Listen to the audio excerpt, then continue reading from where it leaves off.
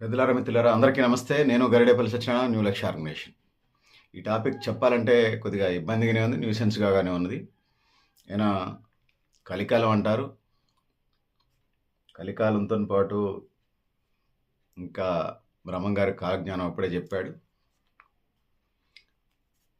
ఇంకా చెప్పాలంటే పందులు సుగంధ ద్రవ్యాలు తీసుకొచ్చినా, గంధపు చెక్కలతో స్నానం చేయించినా మళ్ళీ బురదలోనే బొర్లుతాయి. వాటి స్వభావం అది. నేను మా ప్రాంతంలో పందులు బొర్లుతూ ఉంటే గద్దిస్తే వెళ్ళిపోయినాయి అనుకున్నా. నేను మళ్ళీ దారిలో బండి వేసుకుని వెళ్తుంటే ఏరే బురద గుంటలో బొర్లుతూ ఉన్నాయి. పెద్ద తేడా ఏం లేదు. ఎన్నో జన్మల తర్వాత మానవ జన్మ వస్తుంది. ఎన్నో జన్మల తర్వాత మానవ జన్మ వస్తుంది. ఒక జన్మలో చీమగా, ఒక జన్మలో ఎలుకగా, ఒక జన్మలో కుక్కగా, ఒక జన్మలో పందిగా, ఒక జన్మలో గేదెగా, ఒక జన్మలో ఆవుగా, దాని తర్వాత కోతిగా, దాని తర్వాత రామపిత్కాసు, ఆదిమ మానవుడు, మనిషి ఇలా వస్తాడనేది మనకి గ్రంథాలు చెప్తా ఉన్నాయి. సో ఇవాళ లేటెస్ట్గా మనకు వినపడతా ఉంది ముంబై తర్వాత పాత బొంబాయి, ప్రస్తుతం ముంబై తర్వాత హైదరాబాద్ ఆ రేంజ్కి వచ్చిందట. వీళ్ళు సుమారుగా 50,000 మంది షుగర్ మమ్మీ, షుగర్ డాడీ వీళ్ళు ఉన్నారట. ఏం లేదు, మరి దేవుడు వీళ్ళని, నేను చెప్తాను, షుగర్ మమ్మీ, షుగర్ డాడీ కథలు, షుగర్ బేబీ కథలు, షుగర్ బాయ్ కథలు, షుగర్ గర్ల్ కథలు. మరి వీళ్ళని దేవుడు కాళ్ళు చేతులు మంచిగా ఇచ్చి, కళ్ళు మంచిగా ఇచ్చి, వికలాంగుల సర్టిఫికేట్ కూడా అవసరం లేకుండా బతకమని భూమి మీద పంపిస్తే ఎదుటోళ్ళు ఉన్న దగ్గర అయితే నాకేంటి నీకేంటి ఈ కథ వైపు నడుస్తుంది. ఈ షుగర్ మమ్మీలు, షుగర్ డాడీలు వీళ్ళు ఎక్కడ కలుసుకుంటారండి? షుగర్ మమ్మీలు, ఈ షుగర్ డాడీలు, షుగర్ బాయ్లు, షుగర్ గర్ళ్ళు పబ్బుల్లో అబ్బుల్లో మాట్లాడుకుంటారట. భావోద్వేగాలతో పనేం లేదు. ఆకలి అవుతుందంట, ఇది బిర్యానీ పెడుతున్నారంటే సంతోషపెడతారు, ఇవాళ అన్నం లేదంటే బాధపడతారు. అది జనరల్గా మానవ సహజం, అది మానవ సహజం. కానీ ఇది ఒళ్ళు కొవ్వెక్కి అలా ఉంటుంది. ఈ పబ్బులు అబ్బుల్లో మాట్లాడుకుంటారు, నాకేం కావాలి నీకేమిస్తావు, నీకేం కావాలి నాకేమిస్తావు, ఇది కథ నడుస్తూ ఉంది. సో ముఖ్యంగా ఈ షుగర్ డాడీ, షుగర్ మమ్మీలకు సంబంధించి ఒకవేళ మరి వీళ్ళ గురించి చెప్పే ముందు నేను పూర్వంకు వెళతాను. మహిళలు అనేక సంవత్సరాలుగా వాళ్ళ హక్కుల కోసం పోరాటం చేసుకుంటూ వచ్చారు.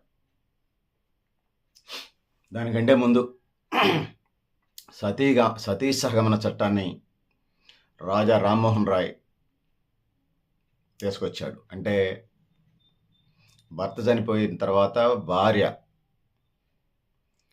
చిత్తి పెడితే ఆ చితిలో బతికున్న భార్యలందరూ ఆయన ఒక్కరిని పెళ్లి చేసుకుంటే ఒక లేడీ ఎంతమందిని పెళ్లి చేసుకుంటే అంతమంది ఆ చితి మీద కాలిపోవాలి.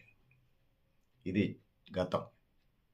దాని తర్వాత కందుకూరి వీరేశలింగం అనేటువంటి పెద్ద ఆయన బాల్య వివాహాల్లోనే తక్కువ వయసులోనే పెళ్లి జరిగిపోతే వితంతు పునర్వివాహాలు చేశాడు. ఆయన ప్రాణం మీద కూడా తెచ్చుకున్నాడు. ఆయన కుటుంబాన్ని పణంగా పెట్టి మహిళా సాధికారిత కోసం, మహిళల హక్కుల కోసం వాళ్ళ కుటుంబం యావత్తు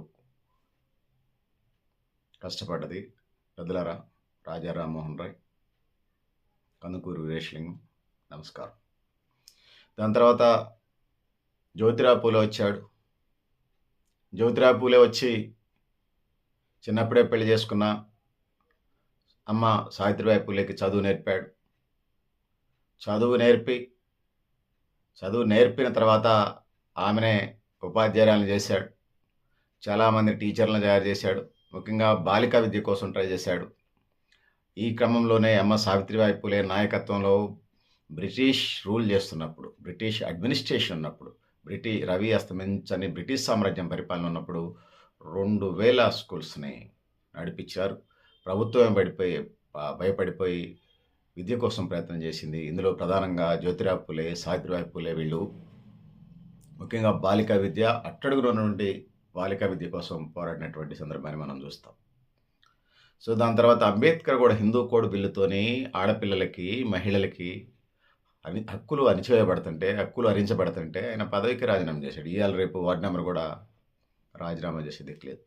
ఇట్లా అనేక మంది మహిళా రిజర్వేషన్ కోసం, ఇట్లా అనేక మంది 33 రిజర్వేషన్ అనండి, 50% రిజర్వేషన్కి పోనండి, ఇట్లా ప్రపంచవ్యాప్తంగా, దేశవ్యాప్తంగా అనేక మంది వాళ్ళ జీవిత కాలాలు ఈ హక్కుల కోసం, ముఖ్యంగా మహిళల హక్కుల కోసం, మానవ హక్కుల కోసం జీవితకాలాలు కష్టపడి వాళ్ళ జీవితాలను పణంగా పెట్టి, ఈ దేశం బాగుండాలి, ఈ భూమి మీద మానవ సమాజం బాగుండాలని చెప్పేసి అనేక కార్యక్రమాలు, హక్కుల కోసం చట్టాలు, కోర్టులు, వ్యవస్థలన్నిటిని తయారు చేసి పెట్టిపోయారు. దాని తర్వాత గతంలో బాల్య వివాహాలుండేయి. చిన్నప్పుడే పెళ్ళిళ్ళు జరిగితే పిల్లలకి ఎన్నముదరదు. వాళ్ళే పిల్లలు 13 ఏళ్ళు, 15 ఏళ్ళకి పిల్లలైతే, మళ్ళీ వాళ్ళ పిల్లలకే పిల్లలు. ఇవి ఒకవైపు సంసారం తెలేదు, కాపురం తెలేదు, పిల్లల పెంపకం తెలేదు. చిన్న పిల్లలకి పిల్లలు పుడితే 15 ఏళ్ళలోపు, 18 లోపు పిల్లలకి పిల్లలు పుడితే వాళ్ళు అనారోగ్యంతో పుడతారు. అటు తల్లులు, ఇటు పిల్లలకి మాతా శిశు మరణాల రేషియో పెరుగుతా ఉందని చెప్పేసి చాలామంది జీవితకాలాలు ఒక సైన్స్ వేదికలతో సహా జీవితకాలాలు పణంగా పెట్టి చాలామంది అందులోనే జీవితాలు గడిచిపోయినాయి. కొన్ని దశాబ్దాలని చెప్పలేం, కొన్ని శతాబ్దాల పాటు ఈ ఉద్యమాలు జరిగిన తర్వాత మహిళలకి హక్కులు వచ్చినాయి. హక్కులు వచ్చినప్పుడు చదువుకోవాలా, కెరియర్ చూసుకోవాలా, ఫ్యామిలీ చూసుకోవాలా, ఉన్నత శిఖరాలకు ఎదగటానికి కూడా ఇది లేవు. అందుకోసమే న్యూ లక్ష్య ఆర్గనైజేషన్ మొదటి నుంచి చెప్తా ఉంది, ఆడపిల్లని పుట్టనిద్దాం, బతకనిద్దాం, చదవనిద్దాం, ఎదగనిద్దాం, అవకాశాలు ఇద్దాం, ఆ విధంగా గౌరవిద్దాం, ఆ విధంగా ముందుకు తీసుకుపోదాం అని చెప్పేసి న్యూ లక్ష్య ఆర్గనైజేషన్ కూడా తన వంతు గళం మాట్లాడుతూ ఉంది, తన వంతుగా పాత్ర పోషిస్తూ ఉంది. ఒక ఎన్జిఓగా నేనే కాదు, ఒక సోషల్ యాక్టివిస్ట్గా నేనే కాదు, దేశాన్ని, సమాజాన్ని, ప్రపంచం బాగుండాలి అనుకునేటువంటి చాలామంది మేధావులు ఆ వైపుగా ఆలోచన చేస్తూ ఉన్నారు. నాలాంటి ఆలోచన కలిగిన వాళ్ళు నాకంటే ముందున్నారు, ఇప్పుడు ఉన్నారు, భవిష్యత్తులో కూడా ఉంటారు. సో ఇది సమాజ నిర్మాణ క్రమం. ఒకవైపు ముస్లింల ఖురాన్, క్రిస్టియన్స్ బైబిల్, హిందువుల రామాయణ, భారత, మహాభారతాలు, ఇంకోవైపు గౌతమ్ బుద్ధుడు కోరికల అనంతాలు, వాటిని అదుపులో ఉంచుకోండి అంటాడు. జైన మతం కూడా సుమారుగా అటు ఇటు అది చెప్తుంది. కన్ఫ్యూషియస్ మతం, ఇంకా జొరాస్ట్రియన్ మతం, ఇంకా అనేక మతాలు, ప్రపంచంలో ఉన్నటువంటి మతాలన్నీ కూడా మానవుని భావోద్వేగాలు అదుపులో ఉంచుకోవాలి, కోరికలు అదుపులో ఉంచుకోవాలి, ఈ కార్యక్రమాలు ఉన్నాయి. అంత మాత్రం వాళ్ళు మళ్ళీ పెళ్లి చేసుకోవద్దని కూడా చెప్పలేదు. వాళ్ళు సమాజ నిర్మాణానికి కొన్ని బాటలు, దారులు వేసిపోయారు. ఇప్పుడంటే డిజిటల్లో ఎక్కించి పడేస్తూ ఉన్నారు అన్నింటినీ జరుగుతున్నట్టు. కానీ వాళ్ళు పునర్వివాహాలు చేసుకోమని అన్నారు. ఆ విధంగా ముందుకు పోవాలి, వ్యవస్థ నడిపించాలి అని చెప్పేసి చెప్పడం జరిగింది పెద్దలారా, మిత్రులారా. ఈ క్రమంలో ఇవాళ షుగర్ డాడీలు, షుగర్ మమ్మీలు వచ్చారు. హబ్బుల్లోనే వాళ్ళు మాట్లాడుకుంటారు భావోద్వేగాలు. ఒకళ్ళది కోరిక, ఒకళ్ళది డబ్బు,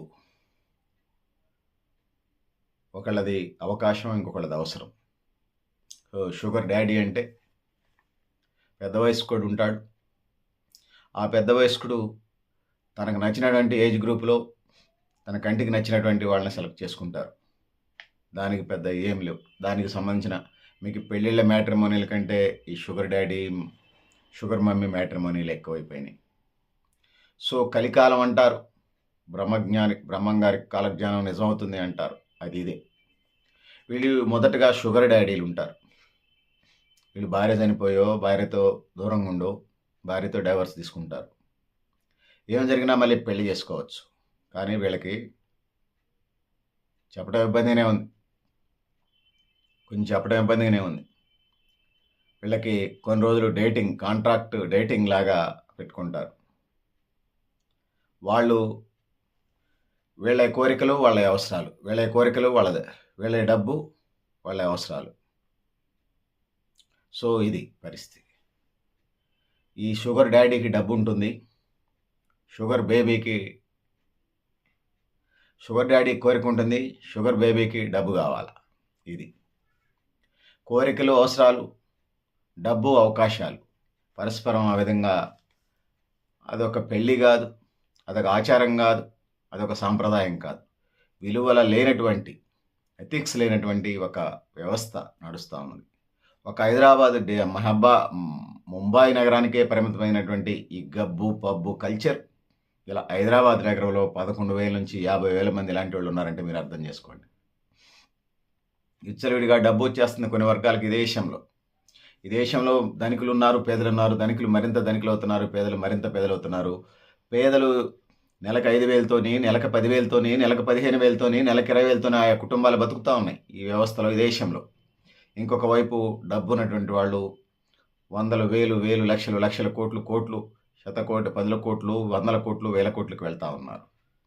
వీళ్ళంతా వీళ్ళ కుటుంబాలు విలువలు లేనటువంటి ఒక అనాగరికమైనటువంటి సమాజాన్ని, నాగరికమని చెప్పుకునేటువంటి అనాగరికమైనటువంటి సమాజాన్ని నిర్మిస్తా ఉన్నారు. ఈ షుగర్ డాడీ ఉంటాడు. తనకు నచ్చిన ఆమెని సెలెక్ట్ చేసుకుంటాడు. ఆమెకి ఫ్లాట్ రాసిస్తాడా, ఇల్లు రాసిస్తాడా, పొలం రాసిస్తాడా, బంగారు నెక్లెస్ కొనిస్తాడా, అది 10 లక్షలదా, 25 లక్షలదా, ఉన్నన్ని రోజులు ఎంజాయ్. జంతువులకి వీళ్ళకి, పందులకి వీళ్ళకి ఏమైనా తేడా ఉందా అంటా ఉన్నాను నేను. షుగర్ మమ్మీలు కూడా ఇదే పరిస్థితి. వీళ్ళు భర్త చనిపోతే, భర్తతో డైవర్స్ అయితే మళ్ళీ పెళ్లి చేసుకోవచ్చు. దానికి రాజా రామ్మోహన్ రాయ్ దగ్గర నుంచి, కందుకూరి వీరేశలింగం దగ్గర నుంచి, జ్యోతిరావు పూలే, సావిత్రిబాయి పూలే దగ్గర నుంచి, అంబేద్కర్ దాకా మహిళల హక్కుల కోసం ఇంకా అనేక మంది మహిళా సంఘాలు వాళ్ళ జీవితకాలాలు దారబోశారు. హక్కులు తీసుకొచ్చి పెట్టారు.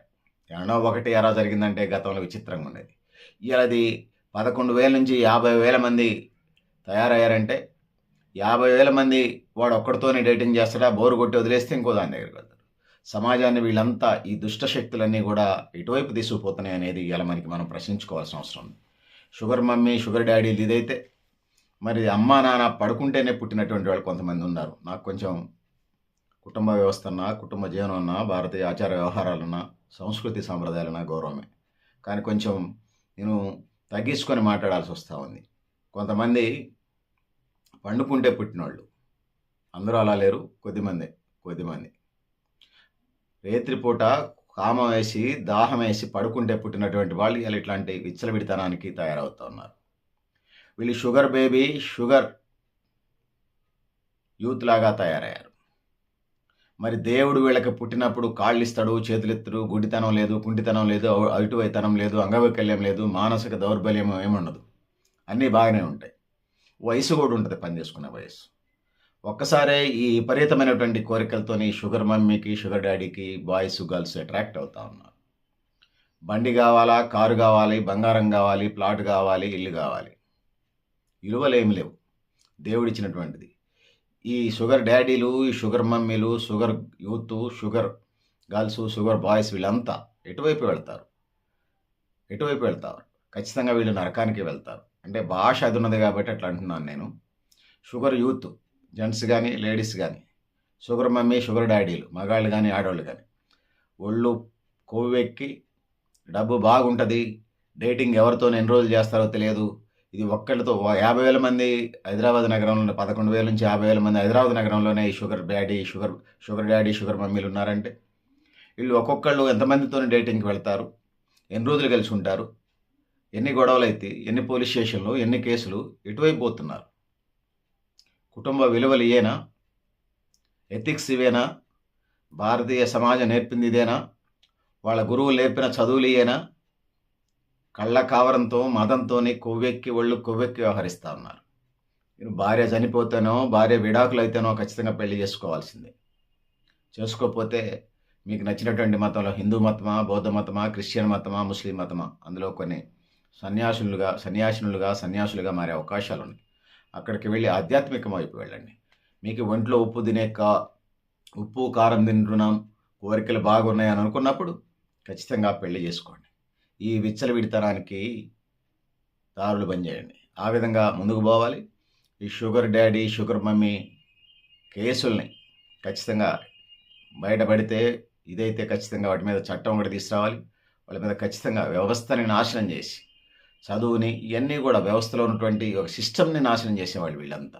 ఒక రైలు ఖమ్మం నుంచి, లేకపోతే ఢిల్లీ నుంచి, కాశ్మీర్ నుంచి కన్యాకుమారి దాకా వెళుతుంది అనుకున్నాం, అడిదరి మధ్యలో వీళ్ళు పట్టాలు తప్పించి వ్యవస్థను తప్పించేటోళ్ళు. ముఖ్యంగా భారతీయ సమాజాన్ని, ఆచార వ్యవహారాలని, సాంప్రదాయాల్ని, కుటుంబ వ్యవస్థని, వీటన్నిటిని మంటగలిపేటువంటి వీళ్ళ పట్ల జాలి దయ లేదు. వీళ్ళని ఎండగట్టాల్సిందే. ఖచ్చితంగా వీళ్ళ మీద దొరికితే చట్టం చేయాలి, ఖచ్చితంగా కేసులు పెట్టాలి, యావజ్జీవ శిక్షలు కూడా వేయాలి. ఆ వైపుగా వెళ్లాల్సిన అవసరం ఉందని తెలియజేసుకుంటూ, సో పెద్దలారా, ఇలాంటి పందుల గురించి, ఇలాంటి జంతువుల గురించి, ఇలాంటి అనాగరికుల గురించి మాట్లాడటం నాకు పెద్దగా ఇంట్రెస్ట్ కూడా లేదు. సో ఇది పరిస్థితి.